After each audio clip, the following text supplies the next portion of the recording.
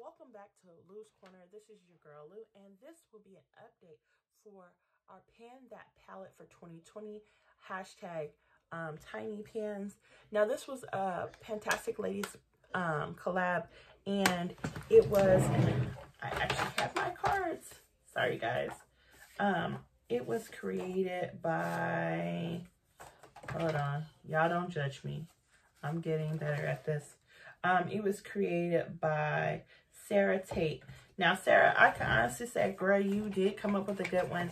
And so it was just supposed to be like your tiny palettes or your tiniest panned items. So I went with two small palettes that had tiny pans.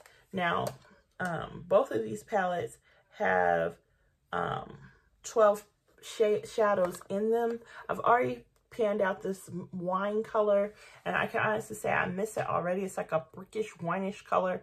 I miss it immensely, and there's just a little tiny bit left in there, and I'm definitely going to try to get her out of there. Now, this is where we are. I have completely panned that one out, hit pan in the black, hit pan in the brown. Now, that brown and that black I have been able to use for my brows. Then over here, I have hit pan on this orange and this orange, and they look very similar in the pan, but once you start putting them on the eye, they look completely different. One's a little deeper than the other. Then these two browns, I hit pan here, and this one I'm almost there. And then right here on this gold, I'm almost to pan, and I definitely can say that I am enjoying it. Then over here in this turquoise mermaid tealish color with the gold reflect, that one I hit pan on, and I'll be honest with you, I have been just using it at the lower lash line or inner corner, and it is such a fun color, and I truly enjoy it. Now let's get into what we have coming up next, and let me tell you guys why it's taking me a minute to come up with my updates. So this brown and this brown with this brown, I am going to franken together. And the reason why I'm franking them together is because now the pan is open, and I can honestly say I completely panned out something from a whole nother project pan, and I definitely want to take advantage of the extra container and to be able to make it so that I have the perfect brown for me, because I end up mixing all three together to get a good look, and I just feel like a warm brown works out really good for me.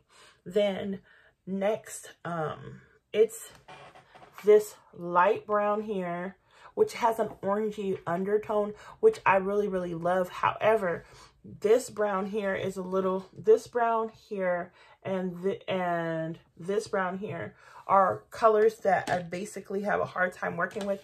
So the goal for those three is to franken them together to make better transition shades for me. Now the black, I'm not going to franken with anything, because if you guys have been with me long enough, you know that black eyeshadow is not a problem for me to use that.